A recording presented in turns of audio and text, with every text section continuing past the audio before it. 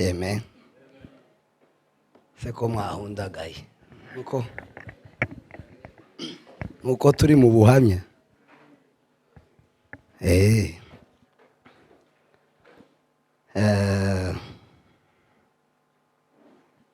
Turashima Imana kubwo kuba hano ku mpamvu z'Imana.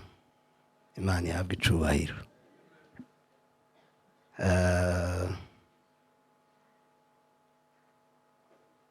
Nari nzi ko ntari buza ariko kandi nzi ko nzaza. Noneho ku munota wa nyuma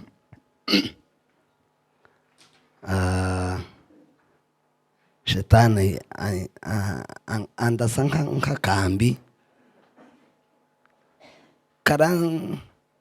karancheza ariko kaza kuzima. Kari kaje gutuma ntaza ariko nyine arahushuka ntinti atinda arangara. Imana ishimwe. Hanyuma ndashima ko naje kubera ko byari ngombwa nyine ko tuza. Imana ihabwa icubahiro. Abajije ikibazo kare hariya ngo ese ngo abantu bagira amakenga ngo yo kuzaja ngo yo kuja mu ijuru. Amakenga wa Yesu yarayamaze. Nziraga yo kuja mu ijuru umuntu yotinya kuja nk'ikirumbi. Ikirumbi havuye bamaye batera ku mugorore batwika amazu. Umuntu wogira nka wasi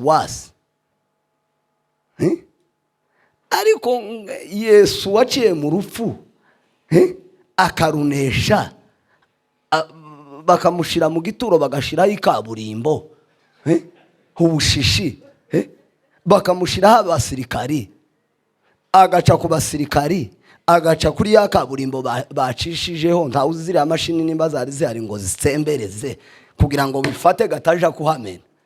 Ariko yaramenye Yesu. Ntimubizi aho none twogiri ubwoba wawa beya wogira ubwoba nyambaba kankwegere. Si wewe ga wapfushije ntubonye uriya mu muzeyi ko nawe yapfushije nka mbere yawe. Woga umukarira ku itariki imwe, ku itariki zibiri, ku itariki icyo yakoze kurira si uguhanguka. Kurya umuntu arize tibisobanura ko abavuye mu Mana. Ntaho bihuriye. Kurira nyine nukurira nyine. Amawazo y'ijuru ntuyafite ya Hoenga evu ntuyafite. None uko urubanza ntirucitse.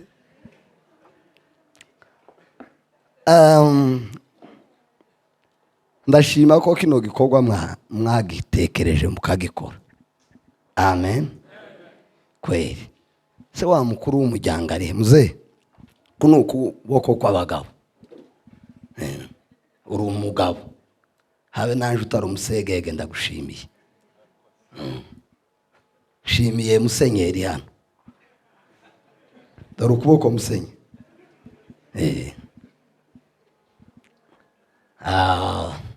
Shimiye Perezida Musore. Uri umugabo wa.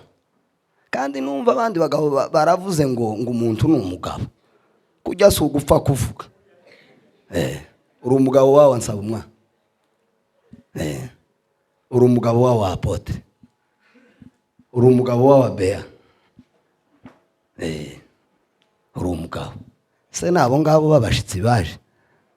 Abantu bahagurutse ariko rubanza rubahagurukije hazabigiye imanza zifatira umuntu mu nzira. Ariko nkuko nateze nka mavi Nairobi cyangwa umuntu akaje Burundi azi ngo nzagenda ariko urugenzi ndusoreze Kampala. Nabandi namwe muri abagabo. Ariko iyi mitwe itumye mbakoraho ni impamvu nyine. Nubona igikorwa abandi bagabo bahaye bagira ngo kondora ariko hakaba abandi bagabo abarundi bazabita ngo nabagabo b'indyamuntu. Mbese nabagabo baza bagenda aho bokurasa umutwe bakawumena ariko ukemera ugafosinga ukinjira ubu uri umugabo nubona igikorwa abandi bashumba batinya ariko ukamenengana reve ukamenengana kurya umuntu aba ari umugabo ndakivuze nanone mwene mana mugisharinge kuri YouTube Yesu gakarazi isi se tuzoyigumaho nk'amabuye tugomba kuyisigaho ubufraze bukazasigara buvuga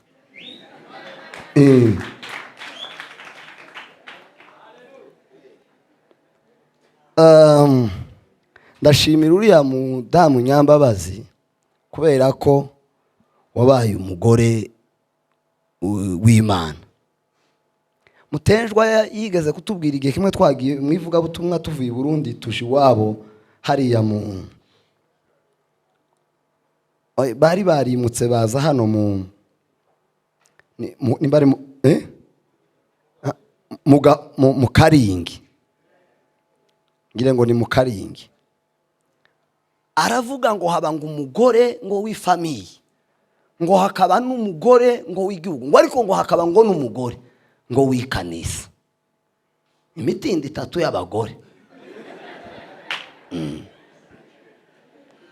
kurya umugore w'ifamiye hakaba umugore w'igihugu ariko hakaba n'umugore w'ikanisa kandi iyo mitindo yose ibaho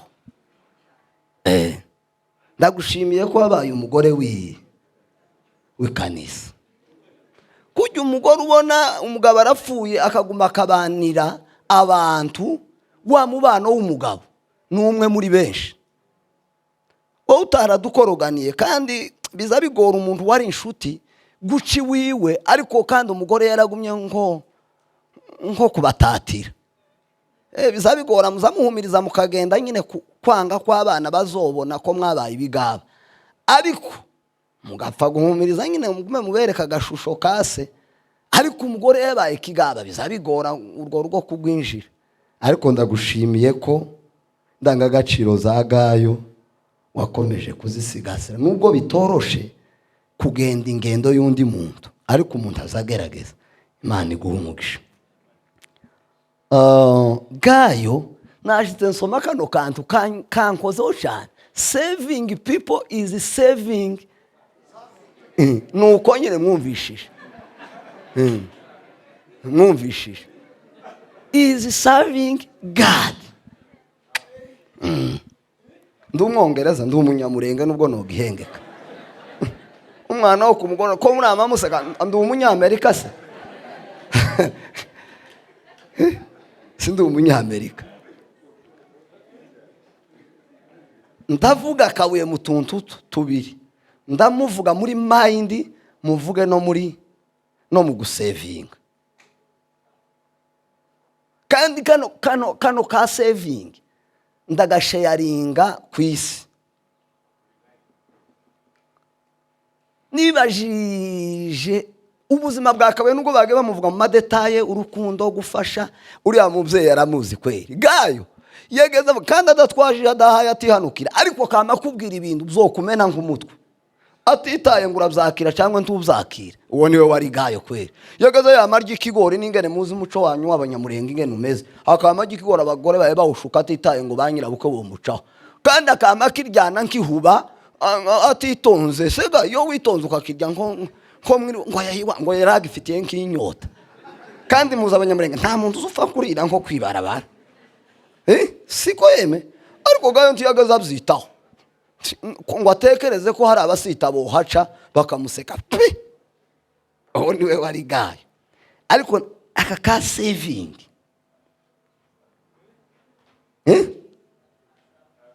nako nyine aka ka saving aka kantu nibajije tekereza ingene yari yarafashe ubuzima bwe abuha abantu imbaraga ze ubwenge bwe ubutunzi bwe umuryango we inzu ye imyenda ye amafaranga ye umwanya we abiha abantu ariko icyantangaje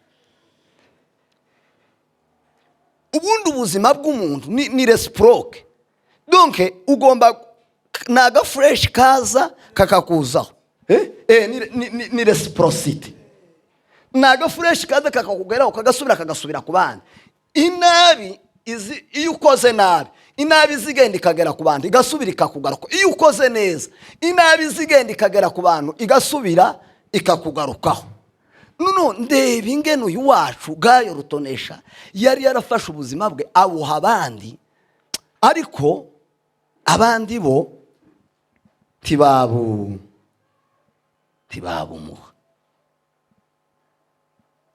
Yabikozeho revera, ariko wawa musenyeri, ariko iyo wawa nsi wawa bene no inane ni wawa y'umukristo ubwiye pasiteri wiwe.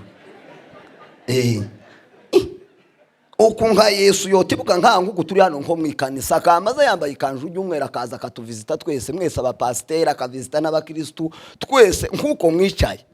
Ariko hoba maja bukwe niko zambona kandi ni nako biri. Yesu nkuko aje twese n'ababizimana n'abaapostles ryayo n'aba bagore n'abagabo nuko habaye amakwe. Akaza hano mu maparuwase nkaha mu gihugu ca Kampala akagera ni Rwanda ni Nairobi akaza cyangwa yashaka gatuma intumwa Pahoro iwe akabaretse. Yo yeme komba yebona abantu bamwe batazaja mu ijuru.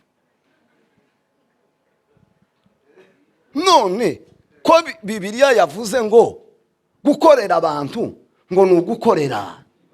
None gituma muzamukunda gukorera Imana mudakorera abantu. Ngici kibazo kiri mu bantu ngubwo ubuhamya mbasigiye bwagaye. Kubera ko abantu bazaguma kuvuga ngo ko barakorera Yesu. Yesu wiberiri yakwase mu ijuru iwe ni Imana na Mwuka Wera ntibabaga hano kwisi kandi bayibaho.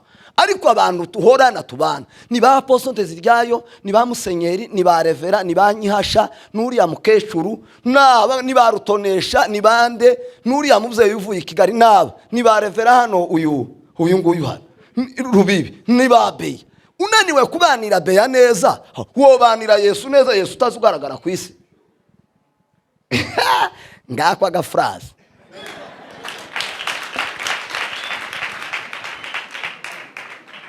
Muzibuza ijuru mwenyine mukeneye ngo tugume tuve ngo Gayo yagiraga urukundo. Ngubwo ubuzima bwa Gayo yari yarabufashe arabufata abubitsa mu bantu.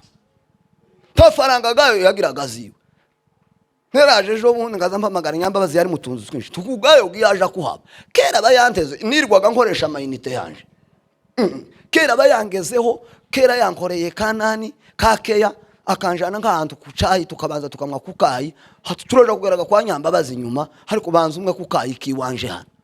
Kera kabampaye na Harija de Poche yari yarafashe ubuzima bwawe. Musenye hani wanyu nta kirenge ca Kabuye gihari iki ngaye mfasha nawe kubuhamya ni iki yasizemo nta kintu yaguzemo no kigaragara.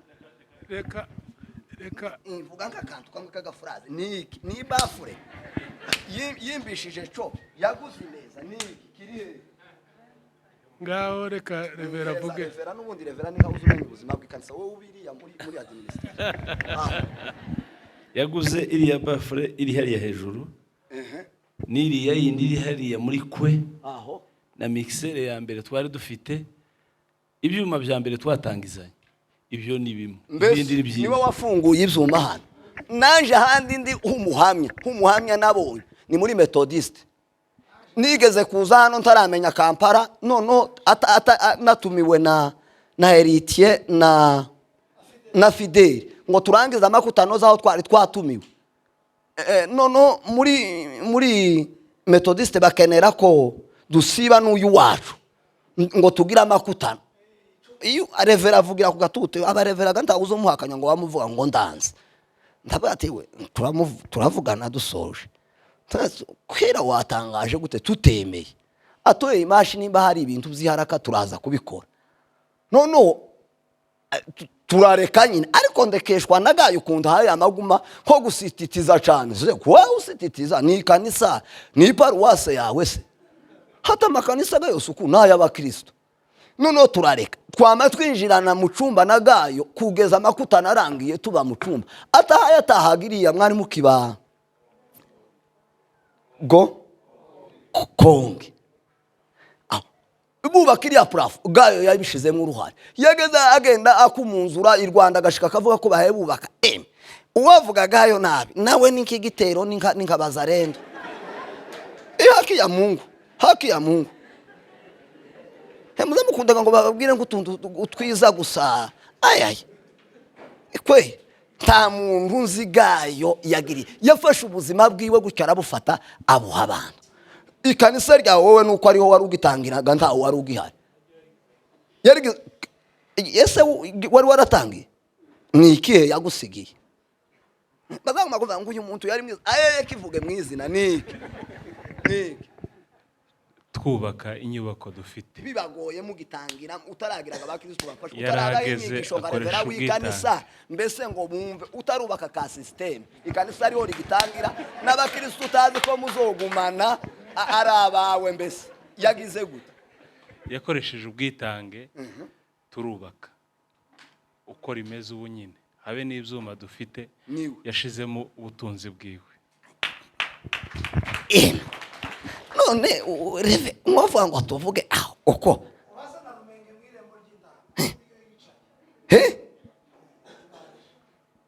wawaga steri yarakuze na Nyambabazi ameze neza n'abana nta kibazo utuzaho mu ijuru umererwe neza kwe natwe twaje kwibuka nta kibazo ijuru atazagera umuntu yaba Yesu yareka ngo uzojayo burundu azapfa nyine uwapfuye yize yagende hakabaza nk'abagabo bazindukirayo twozindutse twembi wenda na Paul tukagenda ariko Paul akabasigaye kigira nk'imbere nkamusiga nza kuvuga nk'amakuru tugatuma nk'umuntu mwungeri wapfuye i Nairobi ati yewe reba umuntu witwa Gayo umubwire ngo hano hari abagabo bamukeneye none akaza naje nkamushorera nkamugeza kuri Paul nkamatiga buryo wamaze kugendaga bubaka inzu hamaze kubaka inzu bayitera irange Nyambabazi ameze neza nta kibazo habe n'abana na steri yarakuze nta uzujagayo ngo avuge nk'amakuru urubango rushe ako ni kamwe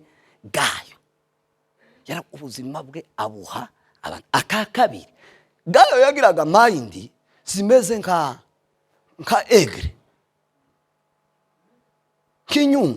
inyunda nizija gufata umwana w'inkoko igaturuka nka Asano Methodist banihe igaturuka nka Naburagari yaje gufata umwana w'ihene uri hano munago ikitonda uko gakera yawitegereje ikitonda izayama yihwikira Naburagari muri mind ya Igo kera yawufashe kurigize iza gutora ariko kera yafashe iba yawufatiye uyu wacu Gayo naribajije uburyo yagaza akorera Imana yasaga n'umuntu wari warabirangije ko asa n'umuntu utazosaza mu buryo bw'umubiri ngo ageze nk'imyaka myinshi buryo yari yarafashe ubuzima bwe n'ibintu bye afata amafaranga ye yagiraga ibitekerezo bireba kure iriya ararangiza abona nko kumpera y'ubuzima bwe agafata ibintu bye byose agakorera amakanisa yose yigeze kuza rimwe i Nairobi ni burya sebukwe w'uyu wacu yari yaragiye agira ibibazo by'ikanisa baramusenyera ahantu yubatse haza gahunda barasenya agenda agira ibyo bibazo no Gayo yamabanguza ngo bagize nk'umukoro ngo gituma ngo abisi baza baturusha kwamamaza ngo Safaricom ngo ikamamaza ngo ibikorwa byayo ngo ariko ngo twebwe ngo tukananirwa kwamamaza ngo ibikorwa by'Imana ati iyo mushatse imodoka ati tukagenda tuvuga igiterane kiri hano kwa Reverend Jean Paul akurumva wabizima hari umuntu wotekerereza ikanisa ritari ryiwe atazanye abapolisi ngo bamufunge turimo kubona ko abantu bamwe bafungisha abandi ku gashari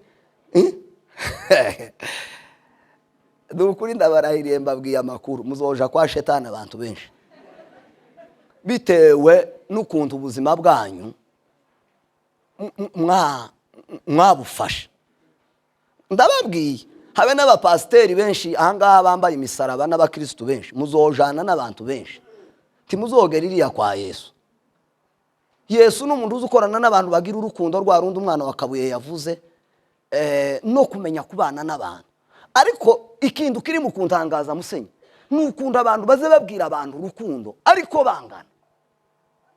Abantu bakigisha abandi gukorera Imana ariko ibo batayikorera. Gai kwani wa Kongo iyi mbingu mutaingia, kwani ni mbingu kama nchi ya Kongo? Ama mnafikiria ni hao watu wanapita? No nuvusha makuru ngo umuntu asigaye amagendo ngo agahuruka Amerika ngo nyuma y'amezi 3 inta cyangwa mbufite gusa kugenda kunko ku mawazo ko muragira ngo mu ijuru naho kwinjira se muri bene ubwo buryo. Ndasetse mwene Mana kweli, haki ya Mungu. Mfite ubwoba, niho nshoreje. Mfite ubwoba bw'abantu bameze nk'abantu b'abafarisayo, babwira abantu ubuzima. Habe na Yesu ubwe. Yesu ntiyabwiye abantu Bibiliya cyane, ntiyageza yivuga. Yesu yageza akorera abantu cyane. Kandi ubuzima ahantu Yesu yagaragaje ibikorwa n'abantu niho bumvishije Yesu kurutaho yavuze. Ageze mu giterane kurusedi bateguye bari kumwe na ba Zakayo. Zakayo arurira ngo aje kumureba Yesu, yamamubwira ati ndataha iwawe. Kiriya gikorwa muzi ngene cyakoze ku mutima wa Zakayo. Agiye kuramutsa Marita na Mariya ngo ashike, Mariya asigana nawe haguma nko kumuganiriza bene kujya ko babusoka iyo bafashwe bazaguma gusubira mu tuntu twigitaramo. Mwene nyina aja guteka mwihaki nko yihaki nyina. Mwene nyina niwe wari nko muri gahunda y'ukuri, kuko yaza atekera abashitsi kugira ngo barye hataba nk'ikimwaro yuko abashitsi babasuye ntibabitaho. Ariko Yesu yamamukurira inzira ku murima aramubwira ngo mwene nyoko ngo yakurushije umugisha, ngo kuko ngo yahisemo umugabane mwiza atazako. Mwene nyina amaze isoni ziramukora ati ibi byose naza noza ibikombe no kuzana ibitunguru no koza udusahani uko bifuye ubusa. Yesu ati bifuye ubusa. Ariko Yesu ndamukunda ntaza acurwa kiberwa ngo ni nk'umuryango w'abanyakarama cyangwa w'abasegege ngo bagufundikiranye muzamuhamya umuntu mukamusiga mukazamo musimbiza nka kujya ku mwana ngo yari mwiza kandi mu muhanda bose bamuzi ko ari mubi. Amakuru y'impamu nuko hariho abantu benshi bayoboye ibikundi nyine byinshi ntibazogera kwa ba Yesu, kuko ibyo baza babwira ibyo bikundi si byo baza bakora. Kandi yari imiterere y'aba bantu bishe Yesu bita abafarisayo, niko bari bameze ngo bahagaze babwira abantu ibyo badakora. Byoba biri mu bihugu, byoba biri mu makanisa, byoba biri ku musozi fulani, byoba biri mu bantu. Musigarana ayo makuru kandi abagireho nk'ububasha. N'iryo jambo nari mfite wa revere.